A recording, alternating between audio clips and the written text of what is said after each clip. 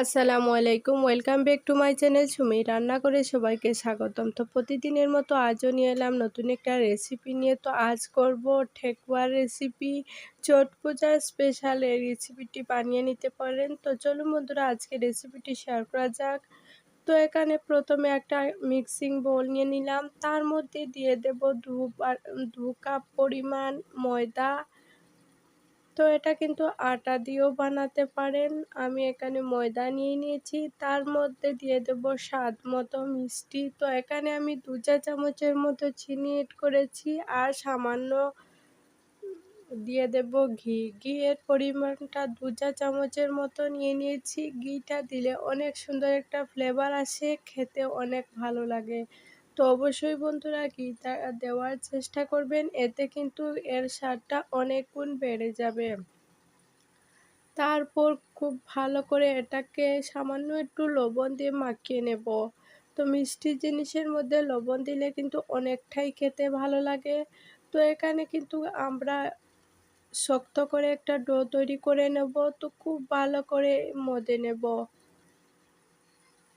তো আমার চ্যানেলে নতুন বন্ধু, পুরনো বন্ধু সবাইকে স্বাগতম। তোমাদের জন্য অনেকটা ভালোবাসা। তোমরাও আমার পাশে থেকে বন্ধুরা, সবাই আমার জন্য দোয়া করো বেশি বেশি করে। আমি অনেক বেশি অসুস্থ।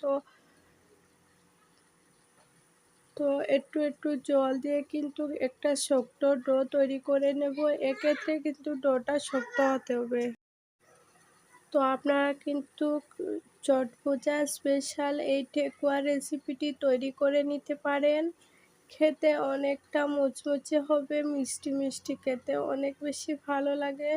তো দেখুন, এদিকে ডোটা কিন্তু একদম তৈরি করে নিলাম। একটু শক্ত করে কিন্তু ডোটা তৈরি করে নিয়েছি। এবার সামান্য করে একটু লেচি কেটে নেব। তো আপনারা আপনাদের কিন্তু পছন্দ অনুযায়ী শেপটা দিয়ে দেবেন। তো এখানে আমি একটু মোটাও নয়, এত পাতলাও নয়, একটু মিডিয়াম সাইজ করে কিন্তু ঠেকুয়াগুলো বানিয়ে নেব। তো একটু হাত দিয়ে প্রেস করে কিন্তু আমি কাঁটা চামচ দিয়ে এভাবে কিন্তু একটা ডিজাইন দিয়ে দেব। একদম সিম্পলভাবে যে কেউ একবার দেখলে কিন্তু এই রেসিপিটি তৈরি করে নিতে পারবে। তো এভাবে করে কিন্তু ঠেকুয়াগুলি আমি বানিয়ে নেব। একদম কম সময়ে ঘরে থাকা উপকরণ দিয়ে কিন্তু তৈরি করে নেওয়া যায় এই সুন্দর ঠেকুয়ার রেসিপি। তো এদিকে একটা ফ্রাই প্যান বসিয়ে দিলাম। ফ্রাই প্যানের মধ্যে কিছুটা তেল দিয়ে দিলাম। তো এখানে আমি রিফাইন্ড অয়েল ব্যবহার করেছি। আপনারা চাইলে সরষের তেল দিয়েও কিন্তু এই রেসিপিটি তৈরি করতে পারেন।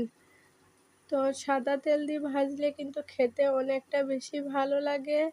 তো এক এক করে কিন্তু ঠেকুয়াগুলি দিয়ে দেব। তো এখানে তেলটা কিন্তু আমি হালকা পাতলা গরম করে নিয়েছি, এতে অনেকটা মুচমুচে হবে।